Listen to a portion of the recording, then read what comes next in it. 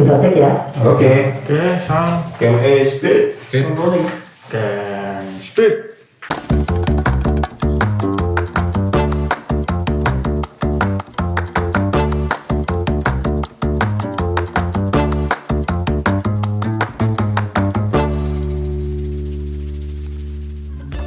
Untuk menjadi seorang penulis yang profesional lah gitu. Nah, skill set apa sih yang sebenarnya dibutuhkan?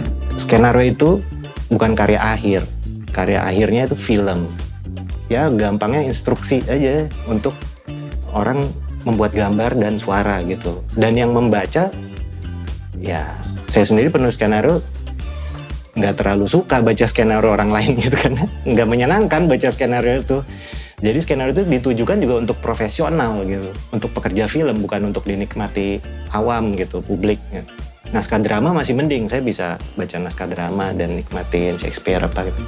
Tapi jarang orang baca skenario film, jadi dibaca oleh profesional. Jadi dari situ aja siapa pembacanya ya orang-orang yang membuat film. Jadi kita harus pahamin film itu juga multidisipliner gitu. Jadi orang yang menulis skenario, dia harus membayangkan siapa yang baca. Aktor, sinematografer, produser, sutradara, apa yang mau mereka bikin gitu. Ya gambar dan suara gitu. Jadi bukan novel atau apa, nggak terlalu penting. Jadi banyak mengerti soal mendeskripsikan hal-hal yang nanti akhirnya bisa menjadi gambar dan suara. Itu dulu deh mindset yang penting banget menurut saya gitu. Kita hanya bagian dari sebuah ekosistem pembuat film yang lebih besar lagi. Jadi kolaborasi itu penting gitu. Boleh coba bantu tolong demistifikasi nggak? Sebenarnya proses kerja seorang penulis skenario itu sebenarnya seperti apa sih? Dimulai dari apa dan berakhir di mana? Ada 3 cara penulis skenario itu punya penghasilan lah istilahnya, karena itu profesi.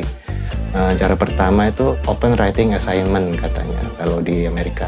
Jadi open writing assignment tuh kita disewa sebagai tenaga kerja menulis gitu. Jadi kita melayani skill menulis kita yang dipakai oleh produser gitu. Yaitu idenya datang dari produser, bisa sinopsis atau premis terus dikembangin.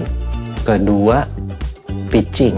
Ya, pitching itu ya mungkin teman-teman udah pada tahu, kita punya ide, kita pitching, terus tertarik. Nah, ide yang kita tawarin itu, pitching itu bisa dibeli, ide orisinal. Jadi bisa dibeli hak apa rights-nya gitu. Nanti dikembangkan menjadi skenario, mungkin bukan kita yang nulis bahkan, tapi nggak apa-apa, kita dapat penghasilan dari situ.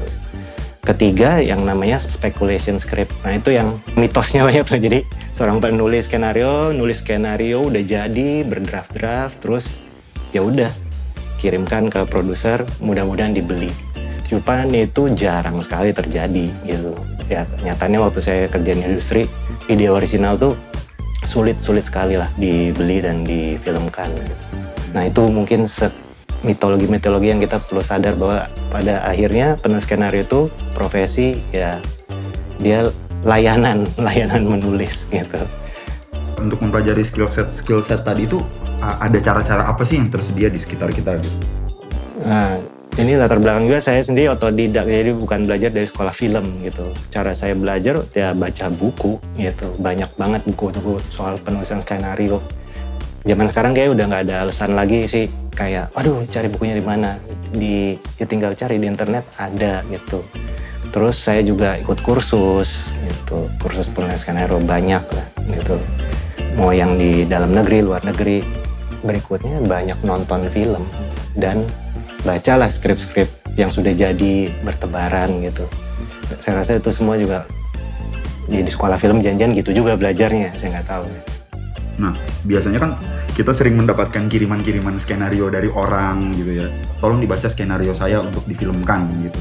Nah, apakah itu cara yang paling tepat untuk menjadi seorang penulis skenario profesional? Memang dulu mengakses kayak itu produser di mana tinggalnya atau ngirim skenario dicetak terus dikirim pakai surat ke production house, itu saya pernah ngelakuin dan nggak pernah ada jawaban atau apa. Zaman sekarang lewat media sosial bisa kontak-kontakan sama orang lain, sama pembuat film, sama produser. Ya saya ngerti sih dengan dalam konteks itu berjejaring itu bisa dilakukan dan dimudahkan gitu.